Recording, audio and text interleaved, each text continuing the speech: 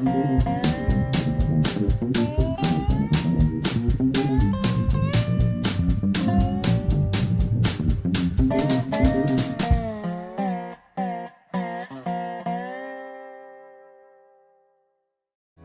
Monk, your Prairie Monk, WAFT, Champaign 90.1 on your FM dial. And Dave on the board. And we have a guest this day, Scott Hayes from the Upper Sangamon Valley Conservancy. Do we want to tell him that this is a Sunday? This is the Grateful Dead Hour. Sorry, what have I been doing lately? This is the Prairie Monk Show, our weekly look at the environment. And today is Sunday, April the 22nd, 2018.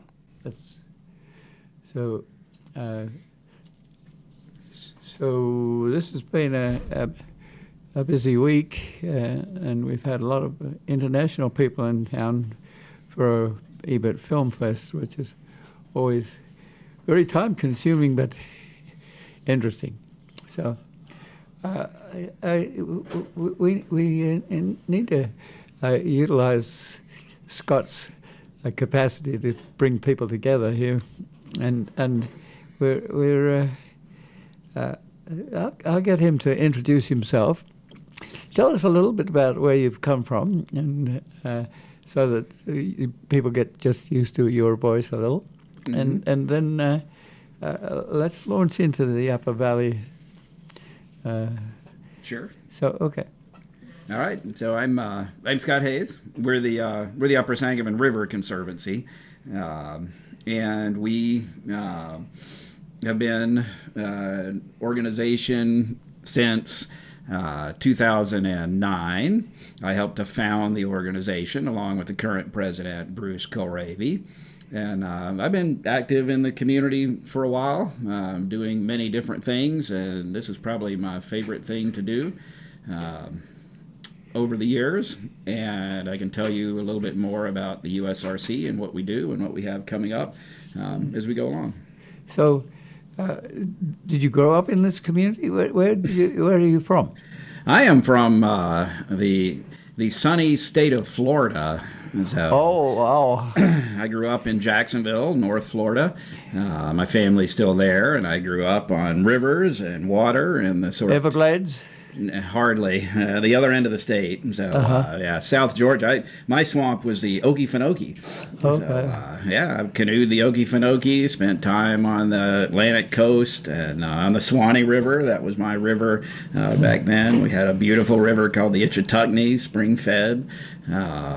So a lot of my experiences were all around there, and I was always on the water. And I grew up in the tidal marsh area, which was a unique experience for planning outdoor activities. That's intriguing. We haven't we get people from around the world sometimes, but we haven't done much with Florida, and Florida is in the gun for climate change, and and is it going to survive this? It'll be very interesting to see what happens. Most of it will affect South Florida and Miami. And Florida, just like Chicago and the rest of Illinois, is kind of two different states. Mm-hmm. So North Florida and South Florida. So, and the North Floridians, frankly, are very different from the South Floridians. My mother herself is up on a little hill or a rise, so climate change may not affect parts of North Florida. But Miami will be underwater, and the North Floridians probably don't care, frankly. Yes. Wow. Well, let's look at the Sangamon River and how you got involved with that. Tell us. One of my questions for the Sangamon River is, where is the Upper Sangamon River finish? It runs right into Ford County. Right. Where do you go up into Ford County? Well, we consider the Upper Sangamon River sort of north of the dam at Decatur, and then we've got the Middle Sangamon River between Decatur and essentially in New Salem, and then the Lower Sangamon River from New Salem on down to the confluence Beardstown. Beardstown. So Sangamon River is 240 miles. So the Upper Sangamon River Conservancy, most of our efforts are on the Sangamon River in Champaign County, which is about 30 or 40 miles. But recently we've been linking out with other groups and other organizations, and that's something we can talk a little bit about this morning. Yes. Well, in the really upper reaches, it's kind of swampy.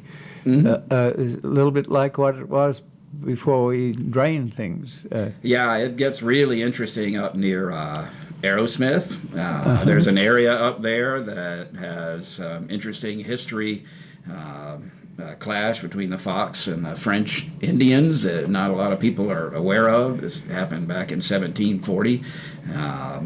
And in that area, yeah, it's a meandering little creek, basically, but then it turns into an agricultural drainage, and then it turns into a small creek running through Saybrook, and it doesn't really start being a river until it gets into Champaign County, yes. I would say. I mean, yes. So much of that has been drained. There is a Bloomington moraine that runs behind it.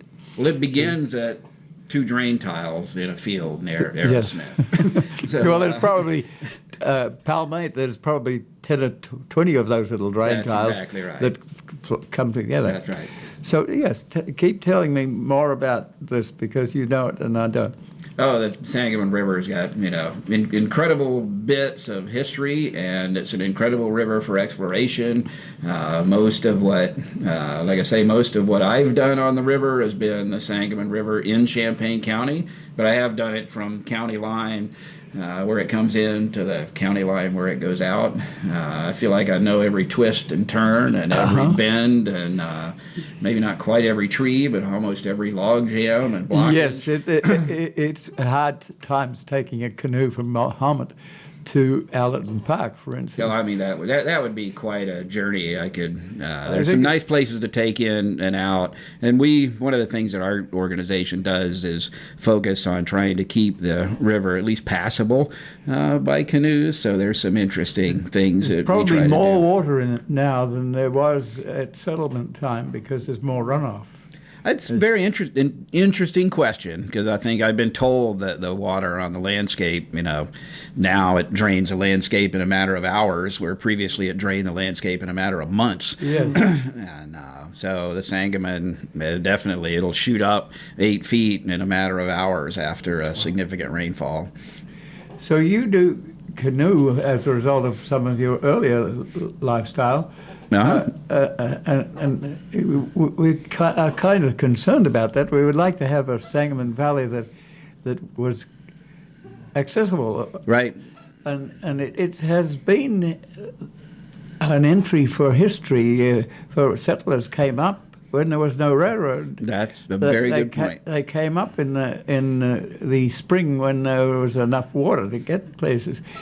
But now you don't exactly know who owns what. The water law is very loose. Oh, yeah. And so tell us something about if you want to put in a canoe at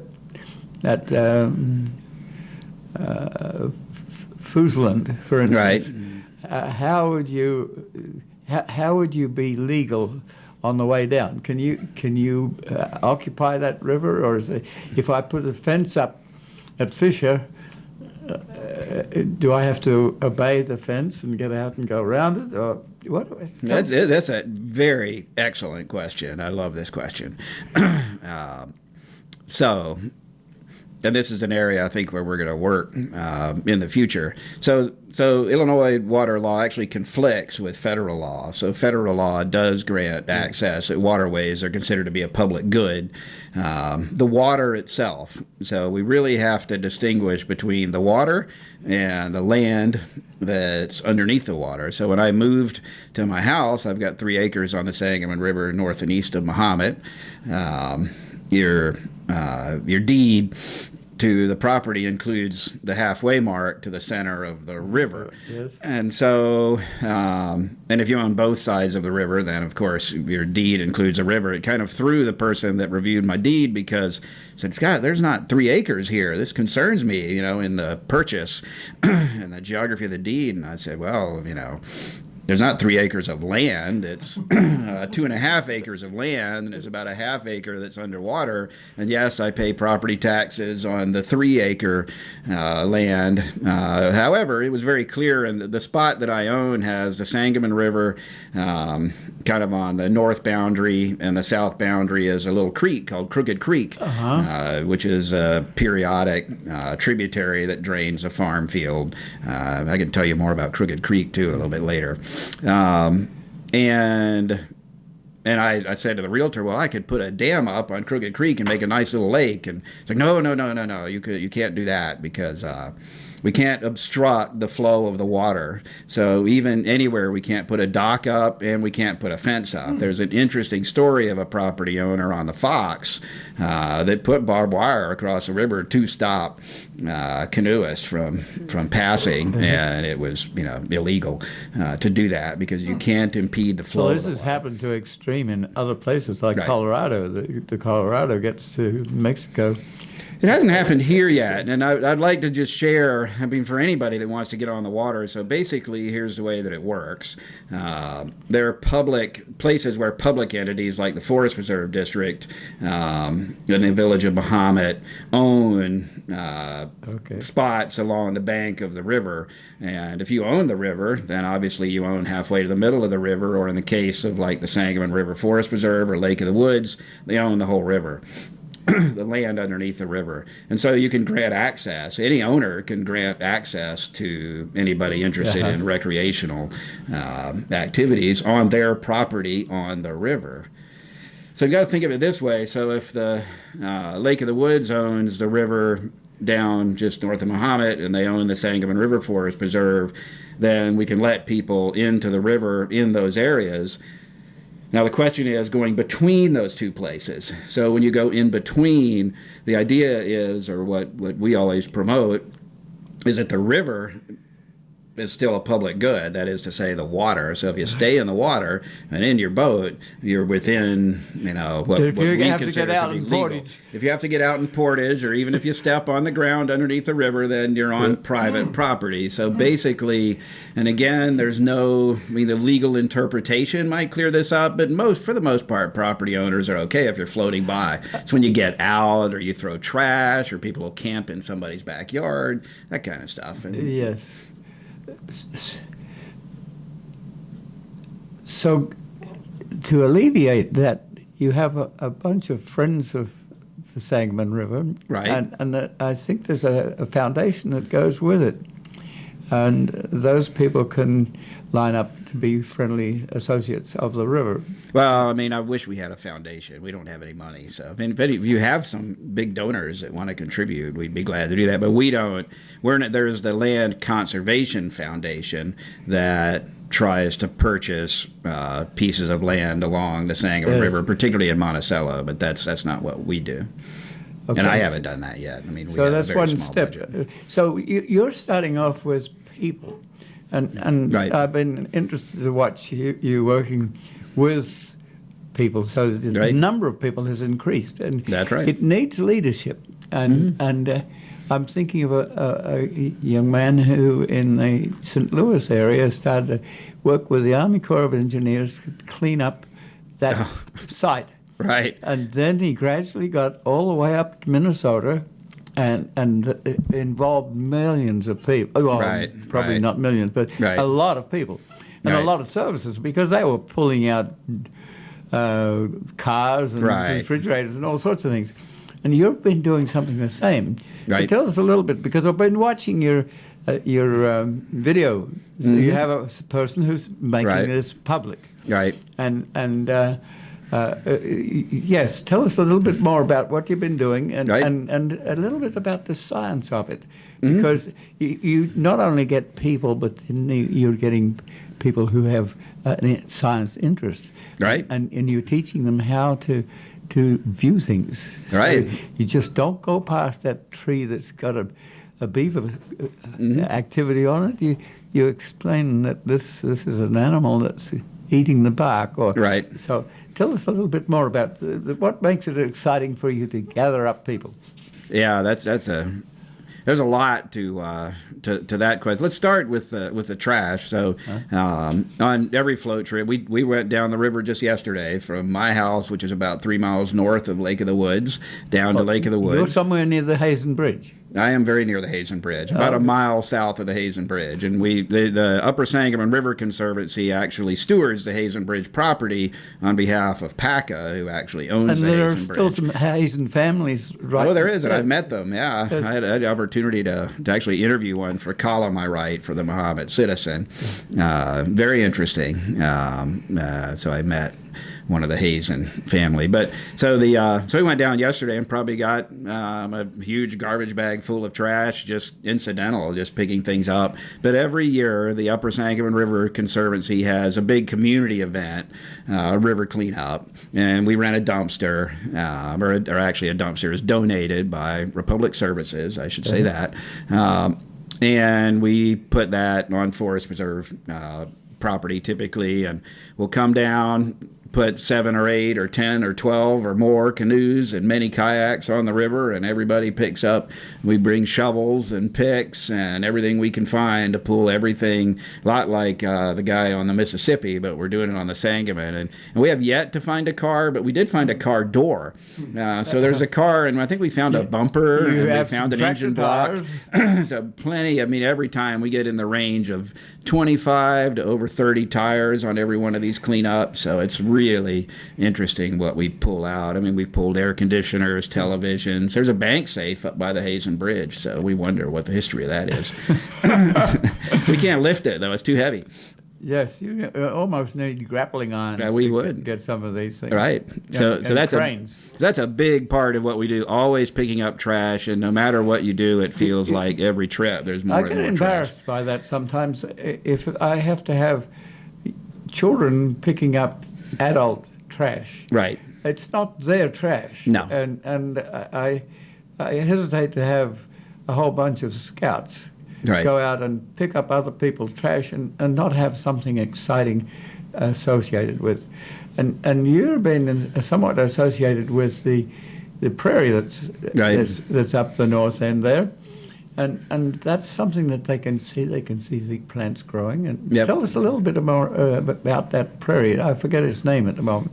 I mean, are you talking about the Forest Preserve area? Yes. Up at Sangamon River? Well, you have to know, people, that we were talking about the Sangamon Valley, but Scott is on the Forest Preserve board, so we're oscillating a little bit here. Right, yeah. I'm part of the commissioner on the Champaign County Forest Preserve, and have been serving in that capacity for almost a year now. And but yes, the Sangamon River Forest Preserve, I mean, is an amazing site where we're working very diligently to restore as much of the native prairie as we possibly can. I mean, most of that was farmland, so I think it's a very long So there's a lot of invasive species there, and part of the reason why you're on this program is because Elizabeth has called to... Oh, yeah. Elizabeth is an amazing volunteer, along with a guy named Joe, that have been working to eliminate that area of the bush honeysuckle. Yes. And I think that's a major effort, and up and down the river. I mean, that's a huge invasive species problem that we have. We try to encourage Elizabeth to be involved in more than just taking the material out. That's the first thing is to get the people working, and to get the community organized so they don't put those tires into the river. That's right. But then it does need, what we're often lacking is people who are prepared to lead. Right. And it doesn't have to be someone with a Nobel Prize to do it. Absolutely not. It can be you folk, we folk, little folk. Mm-hmm. And so you're doing that. But it relates to the Forest Preserve, too.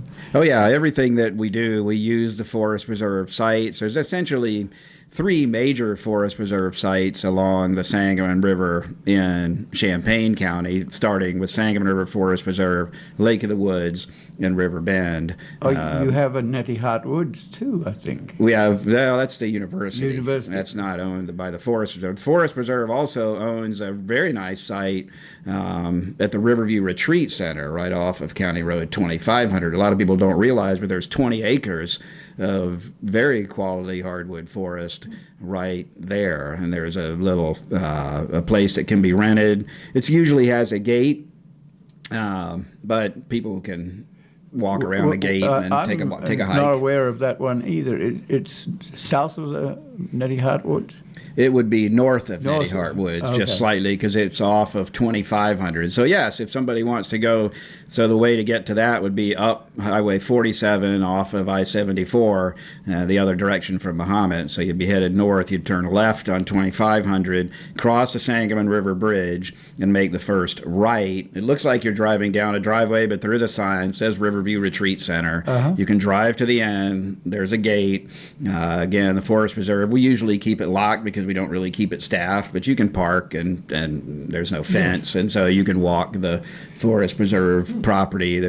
I forget, it's named after a person that was on the Forest Preserve board years ago, but it's a 20-acre site, and it's quite nice. You can do things with 20 acres. And then the Forest Preserve actually owns another site upriver that has no easement to it. That's a 20-acre site that was apparently, in days long before me, it was part of the.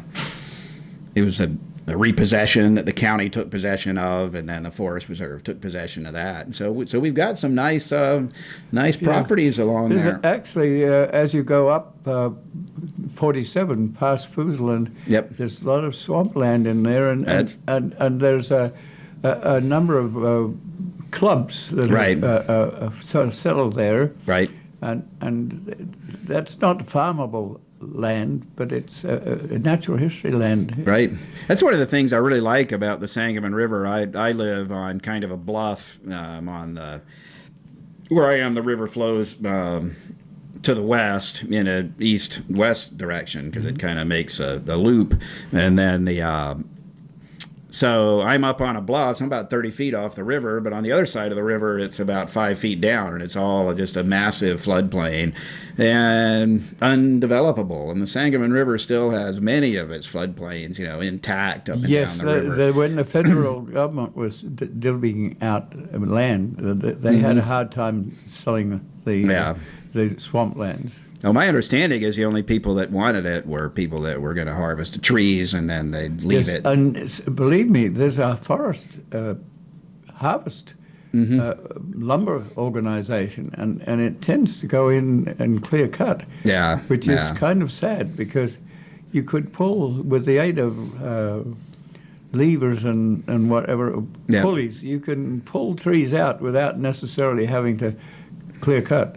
Well, that would be nice. I mean, my property, luckily, I've probably got 6 or 7 huge white oaks and a couple of red oaks, and they're very large, old-growth trees. I don't know why they were never cut, but like across the river in the floodplain, there's no large trees at all, so my guess is back in 100 years ago, they probably did what you said, is went through and took all the... it's a forest now, but there's no trees more than 8 inches. If it's an opportunity now, the bulldozers are in. Oh, yeah. And there's a lot of sycamores over there that are nice, so I don't know why they apparently don't harvest sycamores. I don't know. They have bigger cells, and they're not as dense as... Right, that must be, yeah. So you're on a meander? The what? You are on a meander curve? Yes, I am. I'm on, actually, probably, several hundred years from now, my house is going to fall in the river because yes. The current runs up the bank. I wait for trees to fall in, and the interesting thing about watching the river over time is that a tree, a lot of people complain about the trees or the logs in the river, but it's very much a part of the natural process. Yes.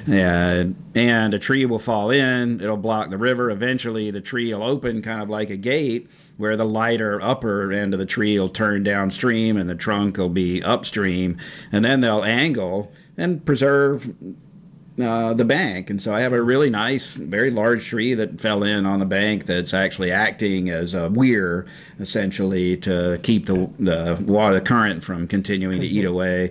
And you'll see this over and over again, that a tree will fall, and then over the cycles of a season or a winter, the tree will kind of open up. And the nice thing is, when we want all those trees in the river, I mean, some people will say, and I've heard people tell me, we need to go in there with some heavy equipment and take all those trees out of the river because they're blocking it up. And I say, no. And they do that every 15 years. The Drainage Commission will come along and take the trees out of one side.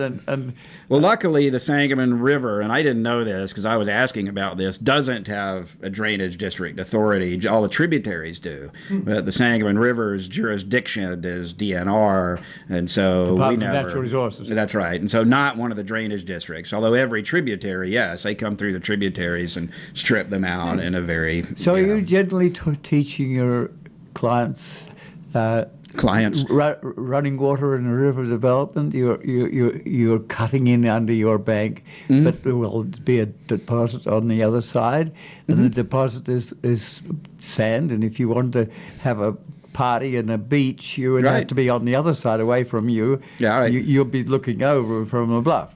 Well, I've got a neat situation because of this crooked creek that flows in. So it's depositing, it's made a delta on my side of the river. So just on kind of the west end of my property where the creek feeds in, I've got a real nice area that over the years has kind of built up. And so I can walk out, we'll set lawn chairs out on the river and sit with our toes in the water if it's in summer days. I swim the river quite a bit after mowing the lawn. There's nothing quite like jumping in the river. There's a few mosquitoes at certain times. Believe it or not, Dave, when I first moved there, I thought this was going to be horrible, and it isn't. It is really, I have been really impressed, and I don't know why. I guess because the water is constantly moving and not still, and maybe there are enough mosquito-borne predators. I'm not sure, but no, we really haven't had a big mosquito issue. Interestingly.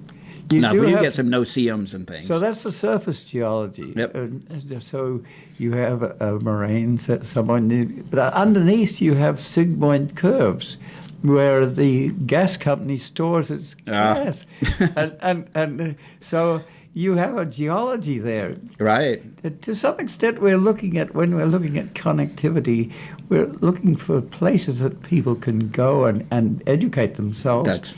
And it seems to me that one of the next steps up is to put up signs, and they cost like $200 for a good sign with a species list on it and things like that. And then you put up a tent or a little kiosk, or then you get better, and you gradually educate people, and they're interested and willing to learn. All right. So you have a site that seems to me that is an educational aid. Right. I wish, Dave, this is my dream.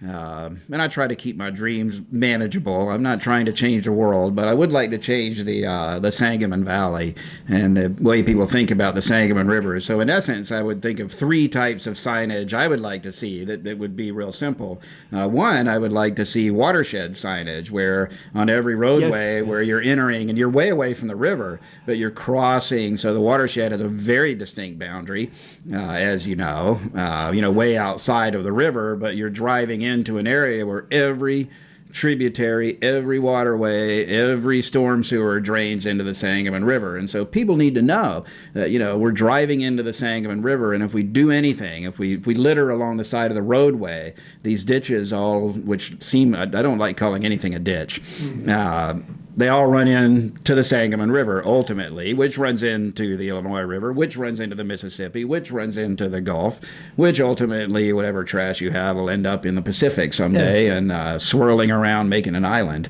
So Atlantic. It goes into the Atlantic, but I haven't heard that there's the big garbage island. That's what I was talking about on the Pacific side. Yes. There's probably one in the Atlantic, too. Yes.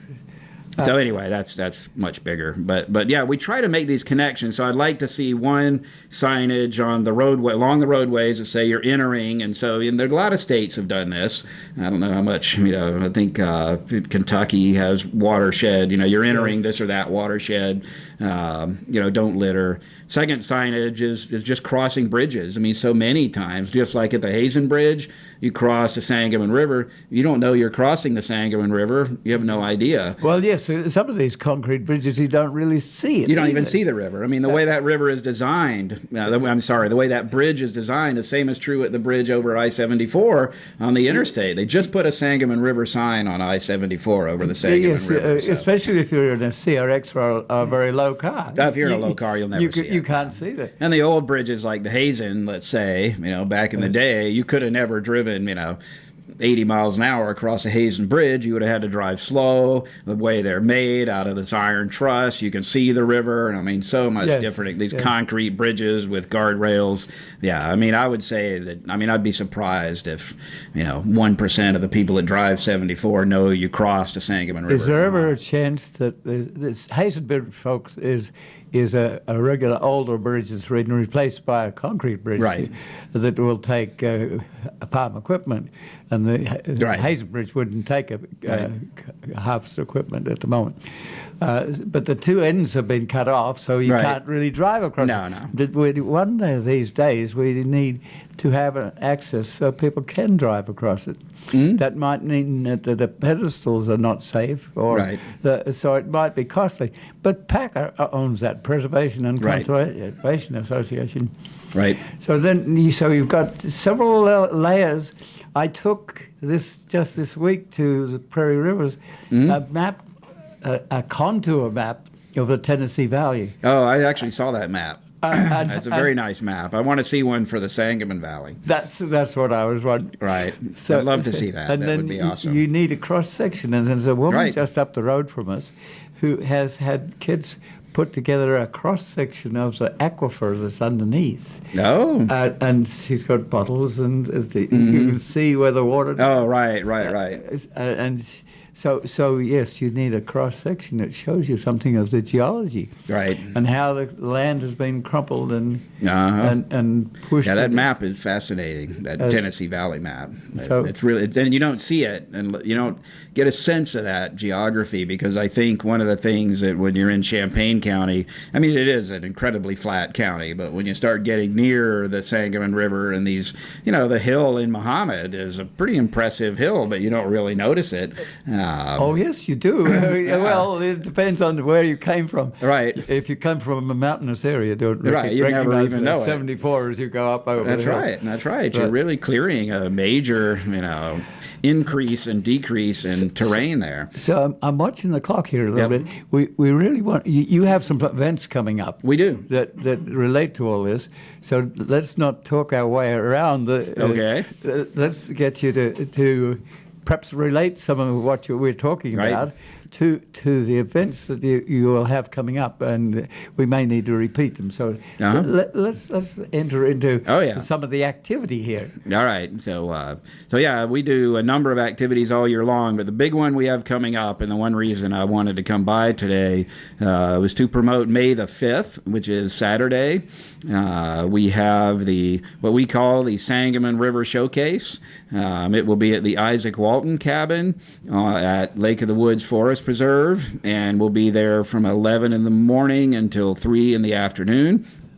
And we'll have all of the things that the Upper Sangamon River Conservancy does, plus a few more. We have the Natural History Survey is bringing what they call their stream bank erosion table. I don't know if you've seen that on display, but it's essentially a big sandbox, and they run a river through it and illustrate the different current and structures. We have some little models of that could be used. Well, this is a 4x8 table that they bring out. And it's really a neat thing. And then Trent Thomas from the Illinois Department of Natural Resources, in charge of fisheries in this area, he brings he'll go out and shock the river and catch a bunch of fish, put them in a tank, and bring them to the display, and we can see all the fish that come out of the Sangamon River, and it's truly impressive. There's another group around town that samples the lake muck. And they put it under a microscope. Well, that would be interesting. I didn't even know that. So that's the next level. Right. So even if you're in a flat land, a 3-inch fall can give you different species. Oh yeah. Well, we need to talk about the citizen science. So on the May the 5th event, we'll have those folks. We'll have canoes and kayaks there at the Lake of the Woods. So if somebody wants to, we're not doing a trip from point to point, but they can go out on the Sangamon River near the covered bridge for free. I mean, none of this, and we'll have lots of our boats there. So we view it as kind of a sample to see what it's like to canoe or kayak on the river, see the different displays. So we'll have displays from all of our different activities, including trash. We call it our trash museum. So we've got some really high quality garbage. Oh, do you have sculpted pieces too? We'd love to do a sculpted piece. We don't have a sculptor, but we have an old electric typewriter that's just rust filled that we pulled off the bottom of the river. Just all kinds of the most interesting trash we save. So so we try to keep some of that, and the disturbing trash. Cans of motor oil that we get out of the river. We've got fertilizer bags, and they'll say, do not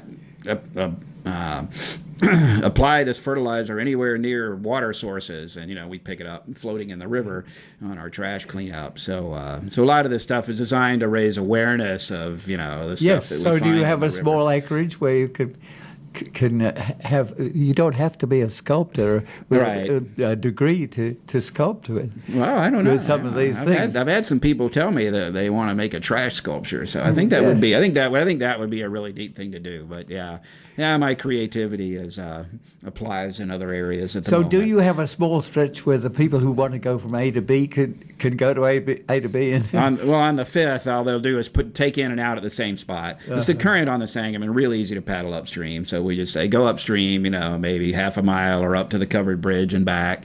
So that's what we'll do that day. And then we'll also have displays from the mussels. So we do a mussel survey every at least twice a year, and we do River Watch program where we document the invertebrate. Well, what's called macroinvertebrate species on the river at about 8 different sites, 4 tributary sites, and 4 sites on the Sangamon River. And so River Watch is designed to test water quality by doing a count of the macroinvertebrate species that we find. So there's a real scientific protocol to drawing the sample, identifying the species, and then counting them, and then you score the river based on the species. Yes, if you're going to do insects, for instance, you have to have a standard number of times you float your collecting device. That's exactly what. And we train people. So we're several of our people are trained River Watch leaders.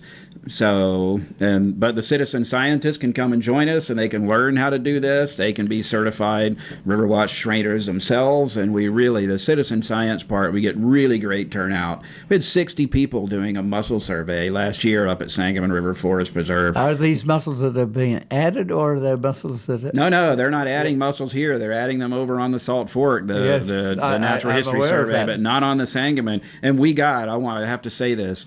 The 60 people were out for a couple hours last fall at Sangamon River Forest Reserve. We got over 1,000 mussels in about 400 feet of What river. do you do? You collect them and put them back? Or? We collect them and put them right back. So we keep them out long enough to count, measure, identify. So they can handle being out of the water? They can handle being out of the water for a little bit. And even as they're out, we take a bucket, watering can, and spray them and water them to keep them wet. Because you'll see them, the shells will start to open, and they might come out. So you're like, well, you need some water, and then but yeah, they're only out for about long enough to count, document, photograph, and then they all go back in the river. And so you do things like look under stones to see what's under. Well, everybody goes out in the river on their hands and knees. So we do this in the fall when the river's low, and you scrape the bottom, the substrate basically, and that's where you find all. Do they have the to wear mussels. protective clothing? Do they walk out there with? You might wear your jeans. I mean, no, nothing particular. No. Okay. No, you're in your jeans. Some people are in shorts, swimsuits. Some guys take their shirts off. You probably need shoes of some description on, because shoes you may be are in always a good idea. I mean, it's unbelievable the amount of broken glass that you can come across, even in areas where you might not be broken glass at one point later on. Like at my house, I've been out on the river a lot, and I always have my footwear. Now you connecting with little creeks that come in. That's exactly right.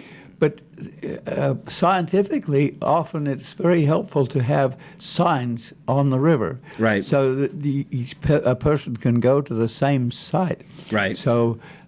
Can it be number 10 east, west, or how do you signage your place so that somebody who's a different scientist can come in 5 years' time and check the same?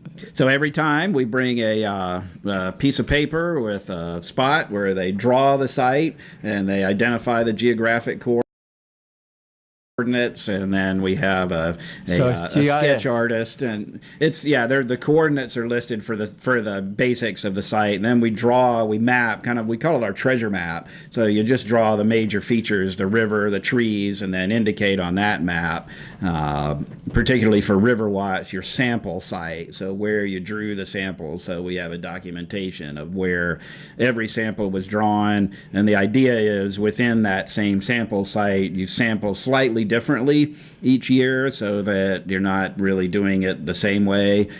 So it's a very interesting protocol. And I mean, it's not what I do, because I'm the one that takes people on float trips down the river. And I'm not Riverwatch certified. Well, I get people out there for fun. I mean, part of my personal mission is connecting people with nature. I mean, so many people that are on the Sangamon River in Mahomet, and yes, myself included. So you drive through the farm field, and everything is square and geometric, and it's 1 mile by 1 mile, and the intersections are 90 degrees of turns. And rivers don't turn like rivers that. Don't do that. And what's really fascinating is you're winding, you're turning, and when you're on the Sangamon River, right through the middle of all the farm field of central Illinois, because of the riparian corridor, the forest on each side, you can feel like you're in the jungles of South America, I mean, frankly. Yes. And it really is fascinating. I encourage everybody to do it. I mean, most of the Sangamon River in Champaign County is completely under a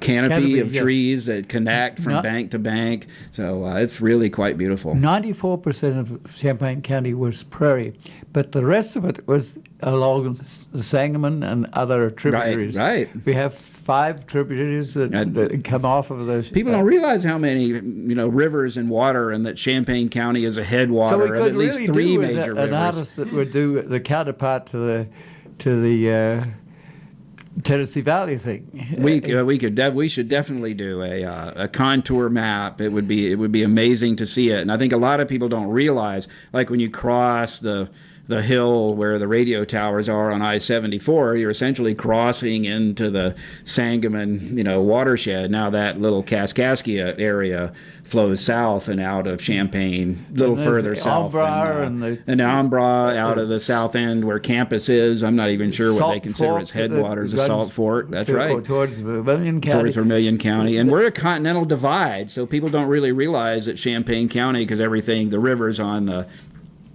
east side of the county all flow over to the Wabash, and that side of the state of Illinois, the rivers on the west side of Champaign County, the Sangamon and the Kaskaskia flow over. Well, the Sangamon flows into the Illinois, and Kaskaskia into the Mississippi. So it's sort of an interesting. I was telling a person that yesterday. I said we're like the continental divide. And he said, well, it doesn't look like a continental divide. No, of course not.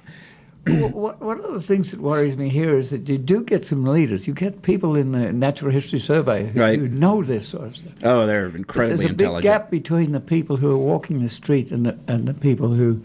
So we need the people who have some knowledge, who are willing to get more, and they have to realize that even if they only know milkweed...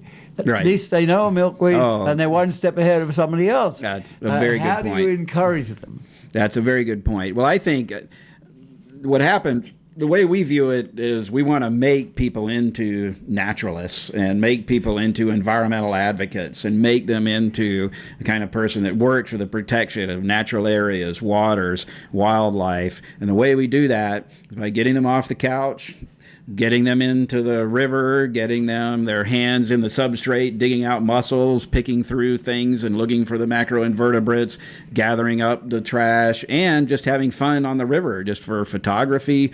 And we do all of that. And I mean, that's really been the mission of the USRC, is that connection to bring people to nature. We do it all for free, all of our float trips. I mean, we haul the boats from the end point to back, return transportation, every one of our trips. So if anybody's listening to your show right now and has any interest, you don't have to own a kayak or a canoe.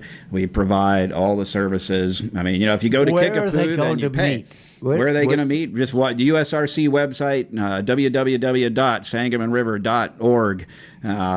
We list all of our activities on the calendar. You register for free. Did you meet in one place and then disperse, or do you have It's always start in the different places, like the different forest reserves. Or yesterday we started out from the launch site that I have at my yard, so in my backyard, so we can put in or take out there. And I've put steps in the bank so we can access the river. Yes, without that, no, you'll slide down the bank. Skidded over on the banks of the Sangamon. The Sangamon River. The interesting thing about the Sangamon is literally the biggest problem on the river is that 5 feet between the water and the land, because you can't get to it. I mean, the banks tend to be steep, 45-degree, and very slippery, very muddy. But the bottom of the river is always very gravelly and very sandy, which a lot of people don't think. They think of it as a muddy river. It is a turbulent river, so we do get a lot of suspended solids, which flow down the river, end up at Lake Decatur, drop to the bottom like a sink trap, and then Lake Decatur has to dredge them all out, which they're doing right now. When you get to Mahomet and you've got to go to Decatur, you have an aquifer underneath, and the water is pulled out of the aquifer for Decatur and put into the river, where it catches up with all the nitrogen and the phosphorus and the fertilizer. And then it has to be re-cleaned when you get to Decatur. It's always it's really fascinating. You're talking about sediments, and Lake Decatur has to be dredged every so often to get rid of that. And the fascinating thing about river sediments, I've talked to the guy in charge down there that manages the water supply, and he said, when that topsoil, which is some of the most high quality topsoil in the world, as you well know, gets in the river, flows down to Decatur, they dredge it out, and it's absolutely positively worthless, at least according to him. I mean, it's just ash, because all the organic matter is gone. And when they dig that out, the structure of the soil profile is just gone. And he said they've tried to give it away. They can't do anything with it, so they're piling it up, and they can use it to mix with, I guess, concrete or asphalt with roads or something like that. But it's no good, because I thought, I thought that pond bottom stuff was really good fertilizer, and apparently that's not true. They do for gravel? They go to a moraine and get the glacial till. And it's excellent road pack. That greasy stuff that you get out of the dam is not awfully good for roads. No, I don't think it's good for. I mean, from what I've heard, it's not. All they do, they can pile it up, but they can't get rid of it. And if somebody could come up with a good thing to do. You're mentioning the website. And a lot of the people that are retired are older, and they don't necessarily work with websites so what's your demography? How many? What's your age group? Are they all in the 70s or all in the 16-year-old? What's your demography? Well, I mean, I'm glad to say we kind of have them all. We have some college students that have gotten involved through organizations like the Wildlife Society over at the university, and we have some a lot of retired people who have really helped us out. The East Central Illinois Master Naturalists, big shout out. They train people in the Master Naturalist program, and they need volunteer hours, and so they come to help out with the USRC in a major way. Elizabeth is a really very good example of that. What is the balance between men and women? We're happy to say that I'm going to say we're half and half. We're probably a little bit more men, frankly, but we're getting more women on our board. We have the 3 whole women. Me Too organization has gotten them active. We're really looking to open ourselves up to women, and then younger groups, so more connect with scout troops, connect with some of the younger kids that are interested in getting out on the river. I mean, we have a lot of parents that might bring kids, but it'd be just, I mean, I grew up in the water. I mean, from the time I could paddle a canoe down in Florida. Unfortunately, here we have over the years had people that drown in some of the dams and things that. That's a really good point, and that the Lowhead Dam is a whole other topic we could explore. I mean, luckily on the Sangamon River we don't have any of those structures in this area. Until you get to Decatur. Until you get to, well, Decatur's got, it's not what you'd call a Lowhead Dam. I mean, no, the Lowhead Dams are the killers. Those are the things that need to go. They're the dams that the water flows over and then creates a roll on the back side of the downstream side of the dam, and you get, that's exactly how the person died on the Vermilion River, went over the dam. And you can't see these. I mean, if you look at it from the perspective of the river, you see the water on beyond the dam and the water in front of the dam, and you can't see the structure because there's no land on it. One of the most dangerous structures in the state of Illinois, and they were designed over many years for different things like mills and primarily. Yes, that's the way you I had to have understand a it. dam to have a mill race, and it the water ran a mill wheel. That's right. And so now the water flows over these kinds of dams, and a lot of people like to keep them in place. I mean, the controversy over on the Vermilion River was that it's holding back a smallish lake, or at least a lake that's big enough to run some of the more motorized boats that for fishing. Sangamon is very unattractive to motorized boats because of the deadfall in the water, which I think is a good thing. We have very little motorized traffic on the Sangamon River. It's great for canoes and kayaks. Yes. Okay. So what's the next step up? Is one of the things that I'm looking at.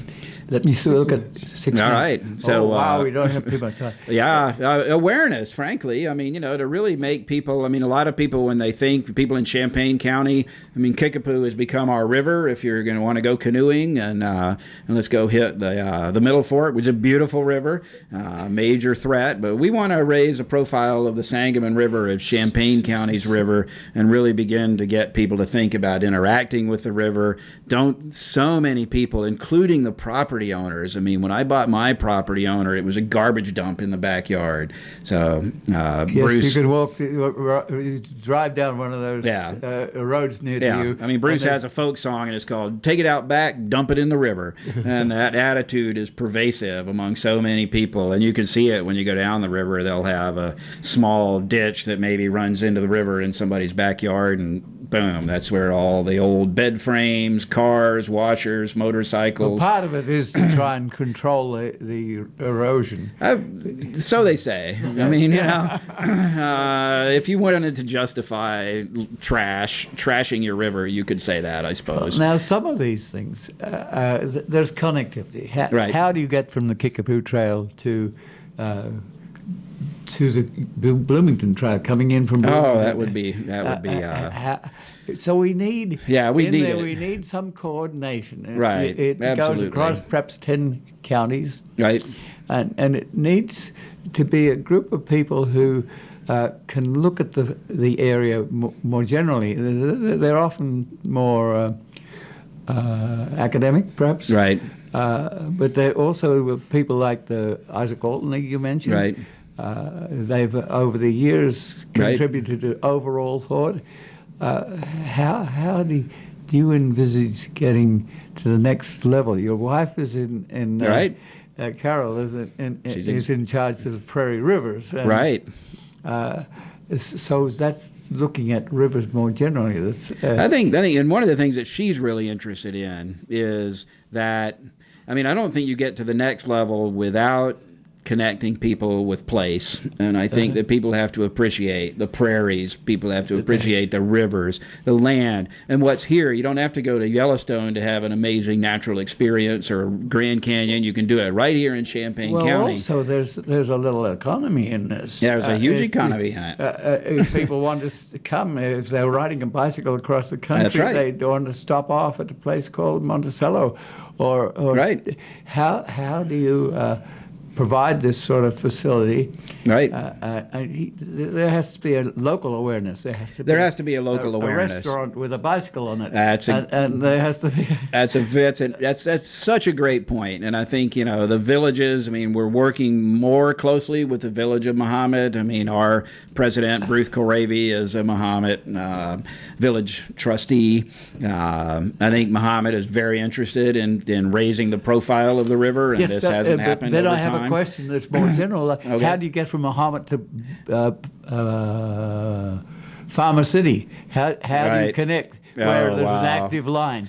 That would be really to bring, and we had a guy that went down the river that rode his bicycle to a launch point for his kayak, and when he got there, he was on his bike, and he opened up a backpack, had an inflatable kayak, and so he blew up his kayak, disassembled his bicycle, because the bicycle broke down, strapped it down to his inflatable kayak, and took off down the river, and then got on his bicycle again at the end and rode back home. So I think that the connectivity between land-based, that's actually the third signage issue that, as I was mentioning earlier, I would like to see more demarcated bicycle trails. So you really want to have where everybody doesn't have to be on the river to see the river. You can, where are those places where land meets river, where trail meets river. These are great experiences. And they have to be different sizes. Different sizes. Some places you have to paddle in, and you have a few steps down to the creek. But in other places, and that's I went to the Forest Preserve meeting this week with a docket somewhere here, Right. I saw it. This is so wide that we don't have any remnant prairie on either side. Right. How do we convince the Department of Transportation to begin narrower? Right. The Federal Bureau of Transportation. How do we work with those people at that level so we little folk, get to save some of the things? Looks like to me that the regulations are one size fits all for the whole country, which is not the case. No. You need interesting places and interesting trails. Well, one of the other initiatives that we're engaged in, we're probably running out of time, but I can tell you about the Sangamon River Alliance, sangamonriveralliance.org on the web. So we are linking government agencies, watershed organizations, river groups, recreational groups, and just about everybody in the Sangamon River Alliance up and down the Sangamon River in Champaign, Monticello, all the way down to New Salem. It's pretty exciting. It's just getting off the ground, but it has that kind of a mission, to bring people together. May 5. There we go. And go to the web to find where you meet. The views and opinions expressed are solely those of the speakers